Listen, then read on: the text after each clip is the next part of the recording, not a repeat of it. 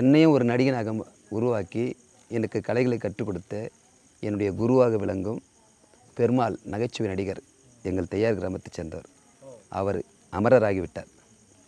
அவருக்கு என்னுடைய நெஞ்சார்ந்த நன்றியை அவருக்கு காணிக்கையாகிறேன். எனக்கு அப்போல்லாம் 10வது முடிச்சது 16, 17 வயசுங்க. பெரணமல்லூர் பக்கத்தில் ராஜராஜேஸ்வரி நாடக மன்றத்தில் ஆசிரியர் ஆயல்வாடி ஸ்ரீராமுலு. நான் காமெடியன் ஆக்டர். நீ செய்ய போகிறது பெண் வேஷம். அதனால் நீ இப்போ இவங்க இருக்கிற பெரியவங்களாண்ட யாராக இருந்தால் என்னென்ன கேட்பியோ, எப்படி தொழில் வளர்த்துக்கியோ, அது உன் முன்னேற்றம் உங்கள் கையில் தான் இருக்குது அப்படின்னாங்க. நான் முதல்ல போகும்போது இந்த கார்த்திகை மாதம் ஐயப்பன் கோவில் பக்தர்கள் அங்கே திருவிழா செஞ்சு நாடகம் ஏற்பாடு செஞ்சுருக்காங்க. அப்போ அந்த பந்தல நாட்டு ராஜா பிள்ளையா ஃபஸ்ட்டு நான் இந்த வேஷம் அதுதான்.